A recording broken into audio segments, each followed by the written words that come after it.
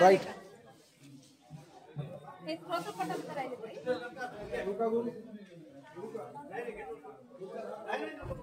अरे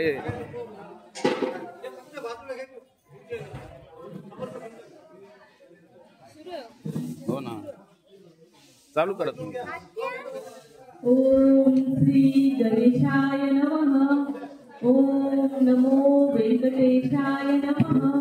वेंकटाद्रि समं स्थानं नास्ति किंचन। वेंकटेश समो देव न भूतो न भविष्यति। अरे वर नका जाऊ थोडं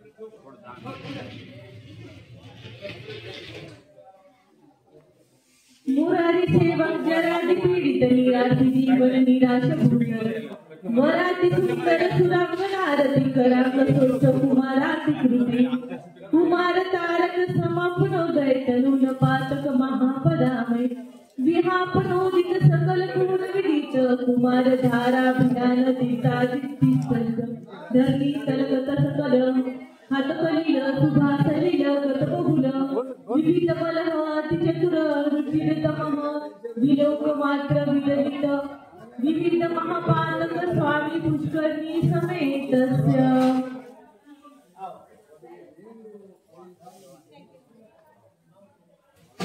वक्रतुंड महाकाय सूर्यकोटि समप्रभ।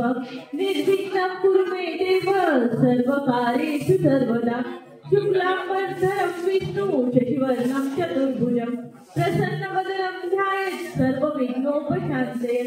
तदेव लग्नं सुधिरं तदेव ताराबलं चन्द्रबलं तदेव विद्याबलं देवबलं तदेव लक्ष्मीपते ते युगं स्मरामि। ओम केशवाय स्वाहा। ओम नारायणाय स्वाहा। ओम माधवाय स्वाहा। ओम गोविंदाय नमः। ओम विष्णवे नमः। ओम मधुसूदनाय नमः। ओम त्रिविक्रमाय नमः। ओम वामनाय नमः। ओम श्रीधराय नमः। ओम ऋषिकेशाय नमः। ओम पद्मनाभाय नमः। ओम दामोदराय नमः। ओम संकर्षणाय नमः। ओम वासुदेवाय नमः। ओम प्रद्युम्नाय नमः। ओम अनिरुद्धाय नमः। ओम पुरुषोत्तमाय नमः।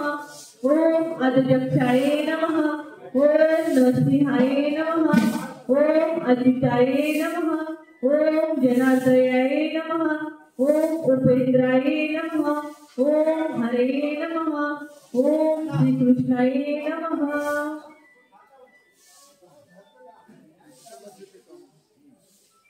श्री वेंकटेश्वर अष्टोत्तर शतनामावली। ओम वेंकटेशाय नमः।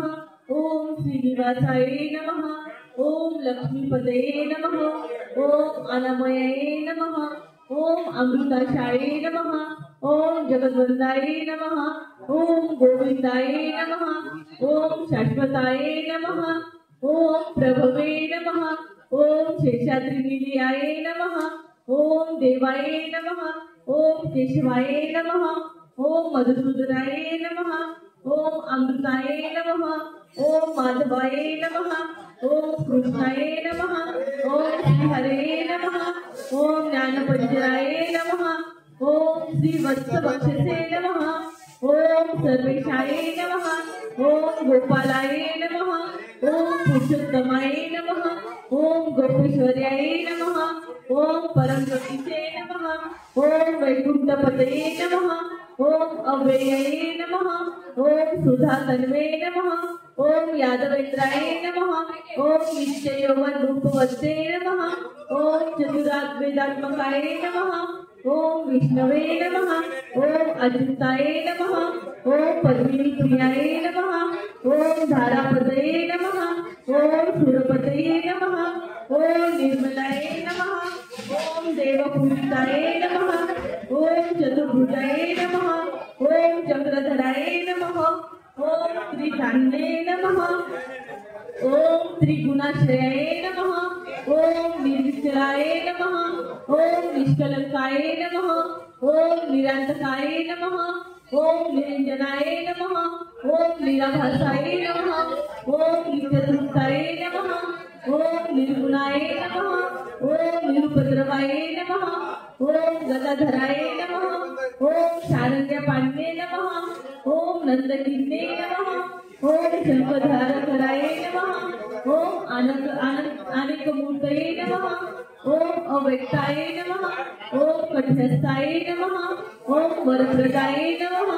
ओम अनेकात्मने नमः। ओम दीनबांधवे नमः। ओम आर्तलोकभयप्रदाय नमः।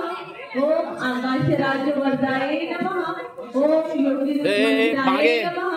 ओम दामोदराय नमः। ओम जगत्पालाय नमः। ओम पापनान्ये नमः। ओम भक्तवत्सलाय नमः। ओम त्रिविक्रमाय नमः। ओम शिशुबालाय नमः। ओम जटामुकुटशोभिताय नमः। ओम शंखमदोलकमंजुलाय किंकिराण्यकरण्डकाय नमः। ओम नीलमेघश्यामतनवे नमः। ओम बिल्वपत्राजलप्रियाय नमः। ओम जगद्व्यापिने नमः। ओम जगत्कर्ते नमः। ओम जगत्साक्षिणे नमः। ओम जगत्पतये नमः। ओम सिद्धिदासप्रदाये नमः। ओम विष्णवे नमः। ओम दाशावार्य नमः। ओम दशरूपवते नमः। ओम देवकी नंदकाय नमः। ओम शौर्ये नमः। ओम ह्रियग्रीवाय नमः। ओम ज्ञानार्जनाय नमः। ओम कन्या श्रवणतारण्याय नमः। ओम पीतांबरधराय नमः। ओम अनघाय नमः। ओम वनमालिने नमः। ओम पद्मनाभाय नमः। ओम रुद्रासप्तमानसाय नमः। ओम अशुरूढाय नमः। ओम सुगधारिणे नमः। ओम धनाजलसुमुखाय नमः। ओम गानसरालसंबद्ध कस्तूरी तिलकोज्ज्वलाय नमः। ओम सच्चिदानंद रूपाय नमः। ओम जगन्मंगलदायकाय नमः। ओम यज्ञरूपाय नमः। ओम यज्ञभक्ते नमः। ओम चिन्मयाय नमः। ओम परमेश्वराय नमः। ओम परमार्थप्रदाय नमः। ओम शांताय नमः। ओम श्रीमते नमः। ओम गरुडविक्रमाय नमः। ओम परात्पराय नमः। ओम परब्रह्मणे नमः। ओम श्रीभये नमः। ओम जगदीश्वराय नमः। इति श्री वेंकटेश्वर अष्टोत्तर शतनामावली। ओम महालक्ष्मी अष्टोत्तर शतनामावली। ओम प्रकृते नमः। ओम विकृते नमः। ओम विद्याये नमः। ओम सर्वभूतहितप्रदाय नमः। ओम श्रद्धे नमः। ओम मूर्ते नमः। ओम सुरक्षे नमः। ओम परमात्मिकाय नमः। ओम वाच्ये नमः। ओम पद्मालयाय नमः। ओम पद्माय नमः। ओम सच्चे नमः। ओम स्वाहाय नमः। ओम स्वदाय नमः। ओम सुधाय नमः। ओम धन्याय नमः। ओम हिरण्ये नमः। ओम लक्ष्मे नमः। ओम नित्यभुक्ताय नमः। ओम विभावर्ये नमः। ओम आदित्ये नमः। ओम दीप्ते नमः। ओम दीप्ताय नमः। ओम वसुंधराय नमः। ओम वसुधारिणे नमः। ओम कमलाय नमः। ओम कांताय नमः। ओम कामाक्षे नमः। ओम कमलसंभवाय नमः। ओम अनुग्रहप्रदाय नमः। ओम बुद्धे नमः। ओम अनघाय नमः। ओम हरिवल्लभाय नमः। ओम अशुकाय नमः। ओम अमृताय नमः। ओम दीपाय नमः। ओम लोकशोकविनाशिने नमः। ओम धर्मनिलयाय नमः। ओम करुणाय नमः। ओम लोकमात्रे नमः। ओम पद्मप्रियाय नमः। ओम पद्महस्ताय नमः। ओम पद्माक्षे नमः। ओम पद्मसुंदरे नमः। ओम पद्मोद्भवाय नमः। ओम पद्ममुख्ये नमः। ओम पद्मनाभप्रियाय नमः। ओम रमाय नमः। ओम पद्ममालाधराय नमः। ओम देव्ये नमः। ओम पद्मिने नमः। ओम पद्मगंधिने नमः। ओम पुण्यगंधाय नमः। ओम सुप्रसन्नाय नमः। ओम प्रासादाभिमुख्ये नमः। ओम प्रभाय नमः। ओम चंद्रवदनाय नमः। ओम चंद्राय नमः ओम चंद्रसहोदर्ये नमः ओम चतुर्भुजाय नमः ओम चतुर्भुजाय नमः ओम इंदिराय नमः ओम इंदुशीतलाय नमः ओम आह्लादजनने नमः ओम पुष्टे नमः ओम शिवाय नमः ओम शिवगते नमः ओम सत्याय नमः ओम विमलाय नमः ओम विश्वजनने नमः ओम पुष्टे नमः ओम दारिद्र्यनाशिने नमः ओम प्रीतिपुष्करणे नमः ओम शांताय नमः ओम शुक्लमालांबराय नमः ओम भास्करे नमः ओम गिरिवरनिलयाय नमः ओम गणारूढाय नमः ओम यशस्विने नमः ओम वसुंधराय नमः ओम उदरांगे नमः ओम हरिणे नमः ओम हेममालिने नमः ओम धनधान्यकर्ते नमः ओम सिद्धये नमः ओम श्वेतसौम्याय नमः ओम शिवप्रदाय नमः ओम रूपवैष्णवगदानन्दाय नमः वरलक्ष्मे नमः ओम वसुप्रदाय नमः ओम शुभाय नमः ओम हिरण्यप्रकाराय नमः ओम समुद्रतनयाय नमः ओम जयाय नमः ओम मंगलाय नमः ओम विष्णुवक्षस्थलस्थिताय नमः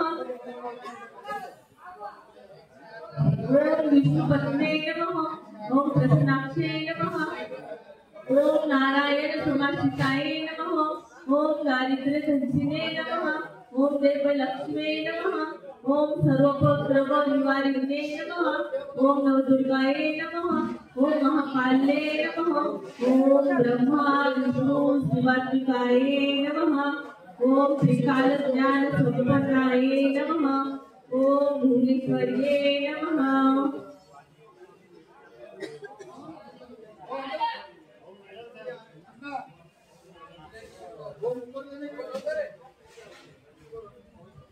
श्री वेंकटेश्वर व्रतकथा प्रथमाध्याय। श्री भगवान उवाच कलियुगात एके दिवशी शुभ मुहूर्तावर तिरुमला पहाडावर याला पृथ्वी तलावरचा वैकुंठ म्हटले जाते विश्वपती नामक एका भक्तावर श्री बालाजीची कृपा झाली। श्री विष्णूचे अवतार श्री बालाजी वेंकटेश्वर इथे श्रीनिवासाच्या रूपात पूजले जातात। त्यांनी विश्वपतीला ही श्री बालाजी व्रतकथा या नावाने प्रसिद्ध अशा पुस्तकाची रचना करण्याची आज्ञा दिली आणि म्हणाले, हे माझ्या प्रिय भक्त विश्वपती, तू माझा प्रिय भक्त आहेस म्हणून मी तुला हे व्रत विस्ताराने सांगतो आणि हे व्रत मला सर्वाधिक आवडते। सोपे असल्याने कुणी सहज संपन्न करू शकते। कलियुगात मानव आपल्या पापकर्माची फळे भोगतो आणि कष्ट सोसून जीवन निर्वाह करतो। काही भक्तगण आपली दुःखे मला सांगून ती दूर करण्याची प्रार्थना करतात। बरेच पैसे खर्च करून माझ्या दर्शनासाठी तिरुमला यात्रा करतात। माझ्या भक्तावर माझे खूप प्रेम आहे, ते त्यांचा सारा भार माझ्यावर टाकतात। मी त्यांना धर्माचा मार्ग दाखवतो। आता जी व्रतकथा मी तुला सांगणार आहे ती बालाजीची व्रतकथा या नावाने प्रसिद्ध होईल। माझे व्रत सर्वाधिक प्रिय आहे। जो कोणी भक्तिभावाने व निष्ठेने हे करेल त्याच्यावरील संकटाचा ताबडतोब नाश होईल। कुणीही व्यक्ती कधीही व्रत संपन्न करू शकतो। प्रामुख्याने मार्गशीर्ष माघ कार्तिक महिन्याच्या पौर्णिमा पंचमी सप्तमी एकादशी तिथींना किंवा श्रवण अथवा स्वाती नक्षत्राच्या दिवशी या व्रताची फलश्रुती आणते। या घोर कलियुगात कष्टमय जीवन जगत असलेल्या भक्तांना मी ओळखून आहे। तुम्ही कधी दुःखी कष्टी असाल, काही समस्या असेल, स्वास्थ्य ठीक नसेल, नोकरी व्यापारात अडचणी असतील, मन अस्वस्थ असेल तर हे व्रत संपन्न करावे। त्याने सारे कष्ट दूर होतात। घरातील शुभ कार्य निर्विघ्नपणे तरी जाण्यास हे व्रत जरूर करावे। या व्रताने सारी सुखे प्राप्त होतात।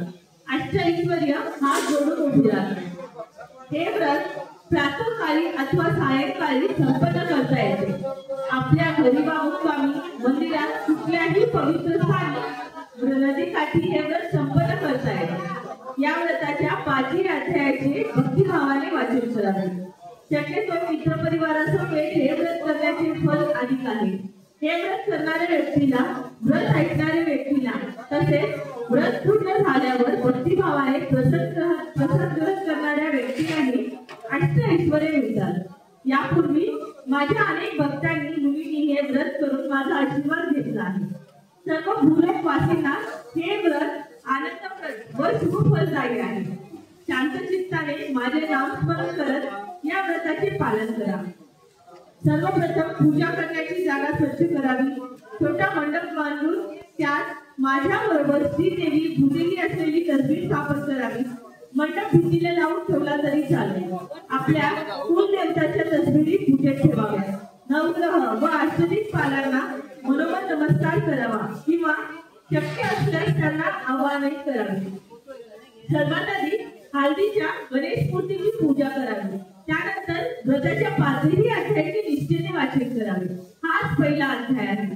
अन्य 4 अध्याय माझा अत्यंत प्रिय विश्वामित्र, वशिष्ठ, भारद्वाज आणि मुनीश्वरांच्या प्रवचनाच्या रूपात आहे. प्रत्येक अध्यायाच्या शेवटी गोविंद गोविंद गोविंद असे 3 वेळा नामस्मरण करावे. 5ही अध्याय वाचल्यानंतर माझ्या आवडीच्या श्लोकाचे पठण करावे. सामान्य लोकांच्या कष्टाची जाणीव मला आहे. त्यामुळे आणखी एक गोष्ट लक्षात ठेवा. जर काही ना काही कारणाने व्रत विस्ताराने संपन्न करणे अशक्य झाले तर माझ्या तसबीरीला समोर ठेवून प्रथम गणेश पूजन करून नंतर नवग्रह व अष्टदिक्पालांना नमस्कार करावा. शेवटी 5 अध्याय वाचून तुमची मनोकामना मला सांगा. मी ती इच्छा प्रसादाच्या रूपात पूर्ण करेन. अशा प्रकारे कार्यसिद्धी होईल. तुमचे सारे कष्ट दूर होतील आणि शुभफलही प्राप्त होईल. जो कोणी व्रत भक्तिभावाने संपन्न करेल मी त्याच्या घरी कुठल्या ना कुठल्या रूपात येऊन प्रसाद स्वीकारेन. माझी तुम्हा सर्वांवर अशी कृपा राहील. श्री बालाजीने त्रिपुराज विश्वपती रामकृष्ण मूर्ती विश्वपतीला व्रत कथा विस्तारपूर्वक सांगितली. आपण सारे कलियुगवासी हे व्रत करून श्री बालाजीची कृपा प्राप्त करू शकतो. आपले सारे कष्ट दूर करू शकतो व उचित फलही प्राप्त करू शकतो. गोविंद गोविंद गोविंद श्रीकांताय कल्याण निधी नाम श्री वेंकट निवासाय श्रीनिवासाय मंगलम. अध्याय 2. श्री विश्वामित्र उवाच. महातप संपन्न साक्षात श्री विश्वामित्र ऋषींनी आपल्यावर कृपाहस्त ठेवून आपल्या प्रवचनातून सांगितले. हे कलियुगवासीनो, श्रीनिवासाच्या भक्तांनो, श्री बालाजीची व्रत कथा या पवित्र व्रताचा महिमा थोर आहे. हे व्रत म्हणजे कलियुगात नारायणाची करुणावर दया मिळण्याचा अत्यंत सुलभ मार्ग आहे. प्राचीन काळात श्री बालाजीच्या प्रिय भक्तांनी हे व्रत संपन्न करून आपल्या मनोकामना पूर्ण केल्या. या व्रताची आपल्याला माहिती देऊन बालाजींनी आपल्यावरची दया दाखवली आहे, त्याबद्दल साष्टांग नमस्कार. प्राचीन काळात मगध राज्यात एक विष्णुजित नावाचा ब्राह्मण राहत असे. त्याला 9 कन्या रत्न होते. विद्वान असून तो अत्यंत गरीब होता. विवादी शुभकार्य दक्षिणेतून तो कसा करायचा. विश्वजितची पत्नी तारामती नेहमी नारायणाची प्रार्थना करायची. मुली वयात आलेल्या तारामती सदैव त्यांच्या विवाहाच्या काळजीत असायची. बालाजी आपल्या भक्तांवर अत्याधिक प्रेम करतात. तारामतीच्या बालाजीची भक्त होती. त्या दिवशी माघ पौर्णिमा. सकाळी एक वृद्धब्राह्मणाने विष्णुचित्ताचा दरवाजा ठोठवला आणि म्हणाला, हे स्वामी, मी बंग देशाचा रहिवासी आहे. एका यज्ञाच्या निमित्ताने दुसऱ्या देशात चाललो आहे. माझ्यावर दया करा. आजचा दिवस मला आपल्या घरी आश्रय द्या. मी उद्या सकाळी मार्गक्रमणा करीन. हे ऐकून विष्णुचित म्हणाला, ना, ही तर चांगली गोष्ट आहे. अतिथी साक्षात नारायण असतो असे आपल्या पुराणात म्हटले आहे. आपण निसंकोचपणे आपल्या घरी राहू शकता असे म्हणून त्यांनी ब्राह्मणाला घरात बोलून त्याचा आदर सत्कार केला. दुपारच्या भोजनानंतर वृद्ध ब्राह्मणाने तारामतीला विचारले, माते, तुझा चेहरा काळजीने झाकूनलेला दिसतोय. कसली चिंता आहे? तारामती म्हणाली, स्वामी, आपण तर महान तपस्वी आहात. एका मुखावर आपल्या मुखावरची तेज तर वैकुंठवासीच्या मुखाप्रमाणे आहे. आपल्यापासून काय लपू? मला माझ्या मुलीच्या विवाहाची चिंता आहे. त्यावर वृद्ध ब्राह्मण म्हणाला, माते, तुझे दुःख मला कळले. तुझे सगळे कष्ट दूर होतील. तुझ्या मुलीचा विवाहही होईल. एक अद्भुत व्रत मी तुला सांगतो. ते व्रत संपन्न केल्याने तुझ्या सगळ्या चिंता दूर होतील. ही बालाजी व्रतकथामध्ये सगळ्यात सोपे व्रत आहे असे म्हणून दाम्पत्याला व्रताची गोष्ट सांगितली. व्रताची गोष्ट ऐकून विष्णुचित म्हणाला, स्वामी, ही तर अत्यंत आनंदाची गोष्ट आहे. अहो भाग्य आमचे, म्हणतात ना शुभस्य शीघ्रम. आज माघ पौर्णिमा आहे. अतिशय शुभदिनी आपल्या कथेनुसार आपण हे व्रत करून भक्तिभावाने बालजीचे व्रत संपन्न केले आहे. सर्व लोकांनी व्रत पूर्ण झाल्यावर चरणावर प्रसाद ग्रहण केला आणि आपापल्या घरी परतले. त्यानंतर विष्णूची व तारावतीने ब्राह्मणाला नमस्कार करून आशीर्वाद घेतला. ब्राह्मणोत्तमानेही चरणावर प्रसाद ग्रहण केला व म्हणाला, तुमची मनोकामना पूर्ण हो. श्री लक्ष्मी, श्री बालाजी तुमच्यावर सदैव कृपा असो. अंधार पडू लागला. विष्णूची वृद्ध ब्राह्मणाला एक फाटकी तुटकी चादर देत साशू नयनाने म्हणाला, स्वामी, मी अत्यंत दरिद्री आहे. यापेक्षा चांगली चादर माझ्याकडे नाही, मला क्षमा करा. आजची रात्र यावर विश्राम करावा. ब्राह्मण हसून म्हणाला, ठीक आहे, मी बाहेर पडवीत झोपतो. काही वेळातच सगळे झोपेच्या आधीच झाले. मध्यरात्रीच्या सुमारास विजेच्या कडकडासह पाऊस आला. चहूकडे अंधार होता, काही दिसत नव्हते. विष्णूजी चिंतेत पडला. बाहेर वृद्ध ब्राह्मण कसा झोपू शकला असेल, त्याला काही सुचत नव्हते. विचारात कशी बशी रात्र काढली. सकाळ होताच त्यांनी दार उघडले तर त्याला एक अद्भुत दृश्य दिसले. तिथे विप्रोत्तम नव्हते. फाटक्या चादरीच्या जागी एक रेशमी पितांबर व त्यावर श्री बालाजीची मूर्ती होती. सगळा प्रकार त्यांच्या लक्षात आला. त्यांच्या खुशीला पारावर उरला नाही. त्यांच्या घरी आलेला ब्राह्मण दुसरा तिसरा कुणी नसून साक्षात नारायण होते. हे बालाजी, काय आमचे हे भाग्य, आम्ही त्यांना ओळखू शकलो नाही. आम्ही फाटकी तुटकी चादर त्यांना झोपायला दिली. श्री बालाजीची मूर्ती उचलून त्यांनी कपाळाला लावत घरात आले. सारे घर सोनाने भरले. जिथे बघावे तिथे धान्याचा राशी. हे भगवान, श्री बालाजी कथेचा महिमा आहे. त्यामुळेच हे शक्य झाले आहे, असे म्हणत त्यांनी देवाची स्तुती केली. आपण पाहिले की साक्षात श्री बालाजी त्यांच्या घरी गेले. व्रत कथा सांगितली. चरणांवर प्रसाद ग्रहण केला. श्री बालाजी अतिशय करुणामयी आहेत. जो कुणी हे व्रत भक्तिभावाने निष्ठेने करेल त्यांच्या घरी भगवान स्वयं कोणत्या ना कोणत्या रूपात प्रकट होतात. आपण सर्वजण हे व्रत करून देवाची कृपा प्राप्त करू शकतो. याप्रमाणे श्री महर्षी विश्वामित्रांनी ही द्वितीय कथा सांगितली. श्री लक्ष्मी श्रीनिवास कटाक्षम सिद्धिरस्तु. गोविंद गोविंद गोविंद. श्रीकांताय कल्याण निधी राम. श्री वेंकट निवासाय श्रीनिवासाय मंगलम. अध्याय 3. श्री वशिष्ठ उवाच. हा अध्याय महातपोनिष्ठ वशिष्ठ मुनींनी श्री नारायणाच्या कृपेने आपल्याला विस्ताराने सांगितलं आहे. हे कलियुगवासीनो, श्री बालाजीच्या प्रिय भक्तांनो, आपल्या तिरुमला पहाडावर वास्तव करणारे श्री बालाजी प्रत्यक्ष वैकुंठवासी श्री नारायणच आहेत. कलियुगवासींचे कष्ट दूर करण्यासाठी तुमच्यासह मी तिरुमला पहाडावर अवतरले आहे. श्री बालाजीला खुश करण्याची हे व्रत उत्तम आहे, तसेच सोपेही आहे. जो कुणी हे व्रत भक्तिभावाने करतो त्याला सर्व सुखे मिळतात. प्राचीन काळी अवंती देशात भाग्यनगर नामक एक नगर होते.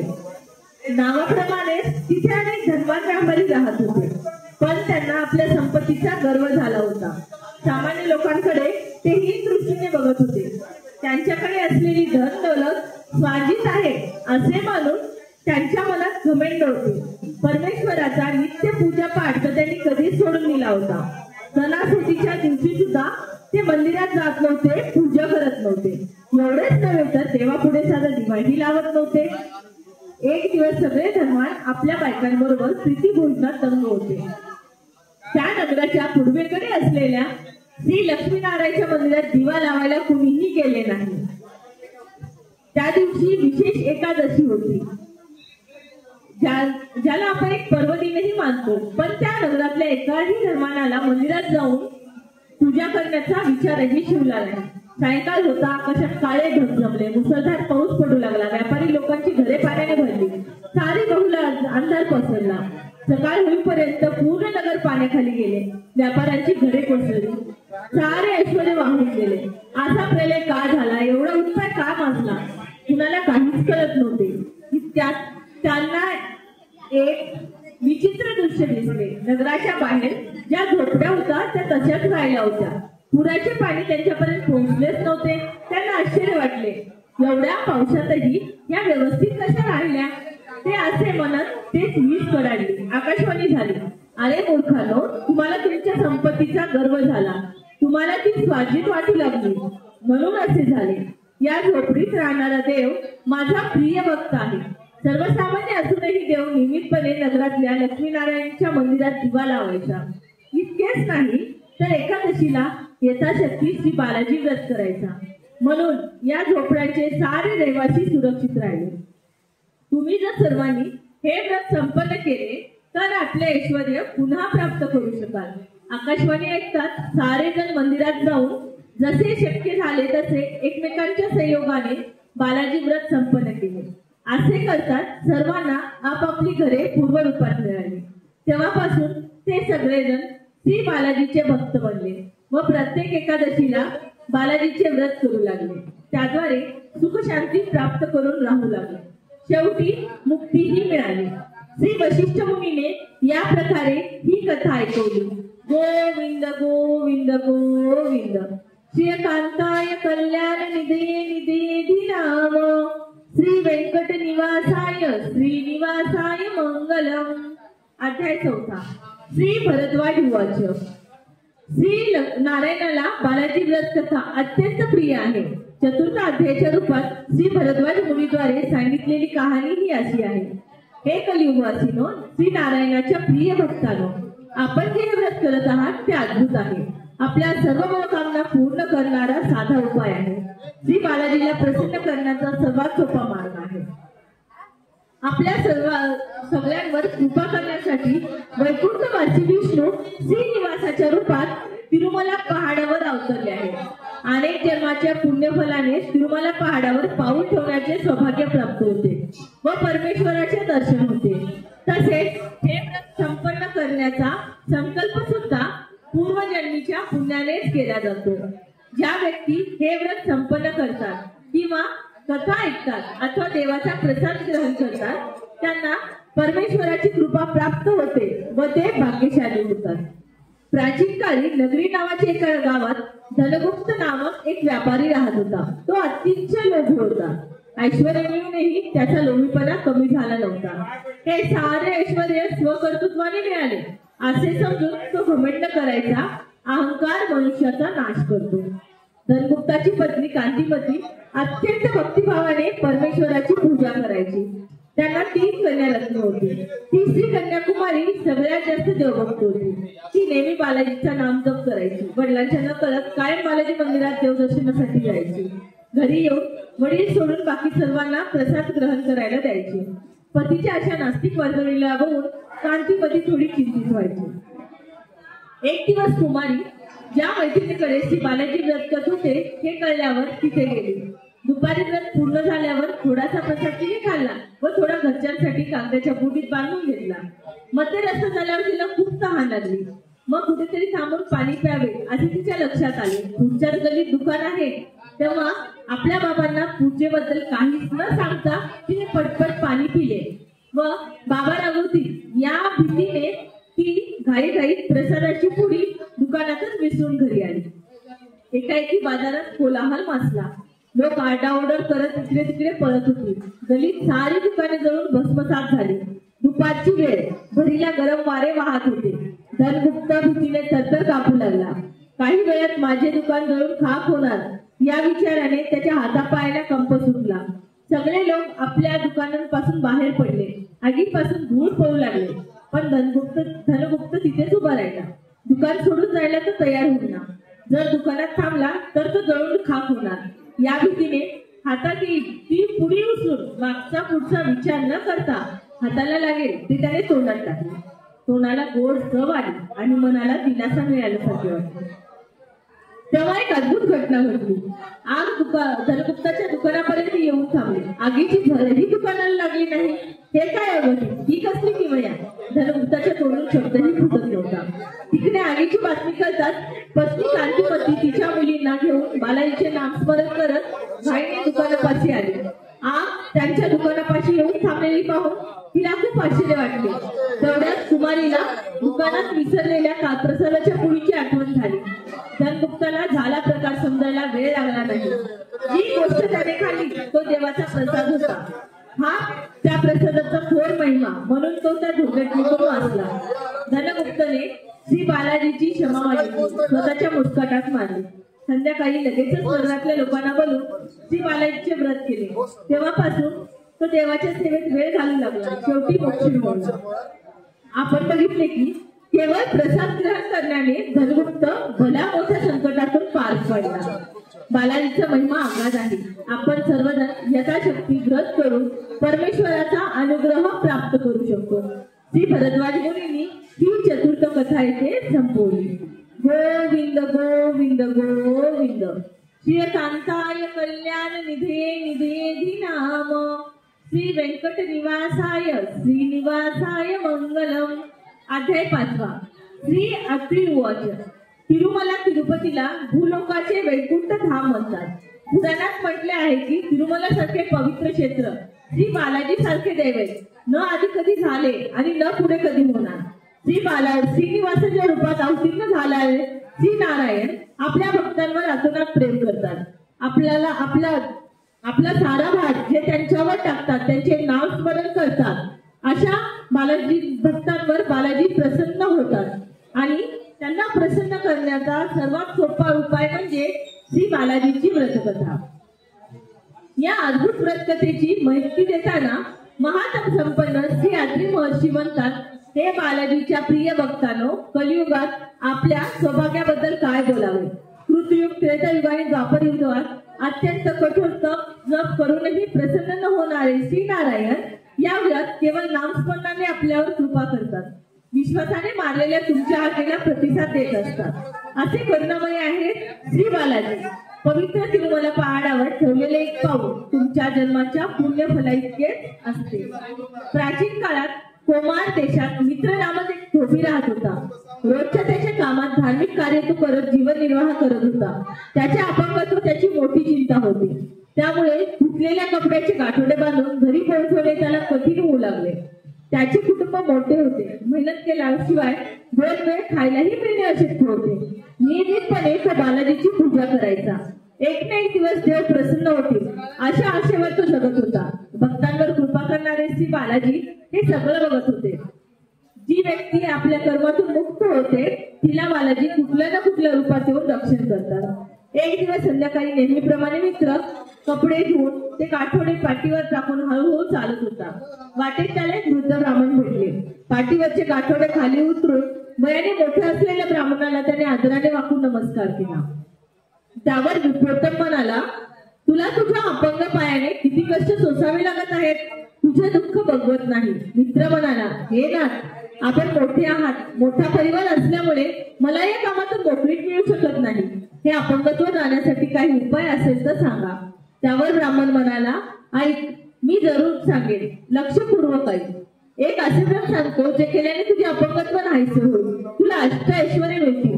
व्रत संपन्न करताच तुला 1000 मोहरा मिळतील. पण एक आट आहे. त्याच्यातल्या अर्ध्या मोहरा तू मला द्यायच्या. उद्या मी पुन्हा तुला याच वेळी भेटेन. मित्र म्हणाला, स्वामी, मी फार भाग्यवान आहे. आजच मला या व्रताबद्दल सांगा, मी ते पूर्ण करेन. मित्राच्या उल्हासाला बघून वृद्ध ब्राह्मणाने बालाजीची व्रतकथा त्याला सांगितली. मित्र दुप्पट उत्साहाने घरी आला. घडलेली सगळी कहाणी पत्नीला सांगितली. शेजारी पाजारींना गोळा करून व्रत केले. चन्नामृत प्रसाद ग्रहण केला. घरी आलेल्या सर्व लोकांना प्रसाद वाटला. तेवढ्यात त्याला गोंधळ ऐकू आला व त्याचा मुलगा पळत आला. बाबा, राजरक्षक आले आहे. त्यांचे तुमच्याकडे काम आहे. राजाने तुमच्यासाठी भेट पाठवली आहे. इतक्याच रक्षक तिथे आले. त्यांनी सांगितले, राजदरबारी धोबी म्हणून तुमची नियुक्ती झाली आहे. राजाने 1000 मोहरा बक्षीस दिले आहे. असे म्हणून मित्राच्या हातात 1000 मोहरांची थैली दिली. एका आठवड्यात नोकरीत भरती व्हायला सांगितले. मित्राला आनंद झाला. एक आठवडा कशाला, उद्याच का नको असा विचार करून आपले सामान बांधले व दुसऱ्या दिवशी तो निघाला. पण घाई गडबडीत वृद्ध ब्राह्मणाची आठ विसरला. अर्ध्या रस्त्यात त्याला ती आठ आठवली. ठीक आहे, पुढच्या महिन्यात त्यांना भेटेल असा विचार करून तो राजदरबारी पोहोचला. दिवस गेले, महिने गेले. ब्राह्मणाच्या वेशात असलेल्या परमेश्वराला राग आला. माणसाची प्रवृत्तीच अशी आहे, त्याला माझा महिमा दाखवलाच पाहिजे. दुसऱ्या दिवशी राणी वशातून दागिना चोरीला गेला. चोरीचा आळ मित्रावर आला. मित्राला कारावासाची शिक्षा झाली. राजरक्षकांनी त्याला हर तऱ्हेच्या यातना दिला. असे का झाले, माझ्यावर आळ का आला विचारत गुंगलेल्या मित्राला स्वप्नात देवाने दर्शन दिले. सांगितले, वृद्ध ब्राह्मणाच्या रूपात मीच आलो होतो. तू माझ्या वचनाला जागला नाहीस म्हणून हे घडले. मित्र म्हणाला, हे नाथ, मी पापी आहे. मी खूप मोठे पाप केले आहे. कृपया माझ्यावर दया करा. आता मी प्रत्येक महिन्याला आपले व्रत संपन्न करेन व माझ्या कमाईतला अर्धा भाग आयुष्यभर आपल्याला समर्पित करेन. कान पकडून त्यांनी देवाची कळवळून प्रार्थना केली. भक्ताची हाक ऐकणाऱ्या श्री बालाजीला मित्रावर कृपा केली. त्या कृपेने राणीवंशातील दुसऱ्याच दिवशी दागिना परत मिळाला व राजाला मित्राने चोरी न केल्याचेही कळले. त्यामुळे त्याची कारावासाची शिक्षा रद्द झाली. तेव्हापासून तो प्रत्येक महिन्याला बालाजीचे व्रत संपन्न करू लागला व आपल्या कमाईतला अर्धा भाग देवाला अर्पण करत राहिला. सुखपूर्ण जीवन जगून शेवटी मोक्ष मिळाला. श्री अत्रे मुनींनी असे सांगून 5वा व शेवटचा अध्याय संपवला. गोविंद गोविंद गोविंद. श्रीकांताय कल्याण निधे निधेधी नाम. श्री वेंकट निवासाय श्रीनिवासाय मंगलम. श्री वेंकटेश क्षमार्पणम.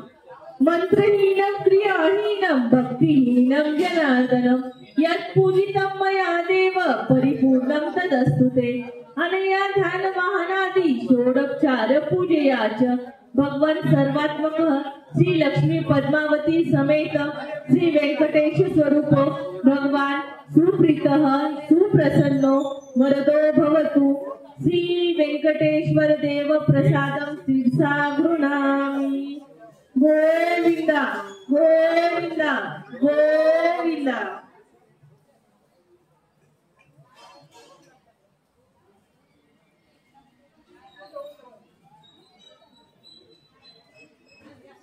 झाले पूर्ण.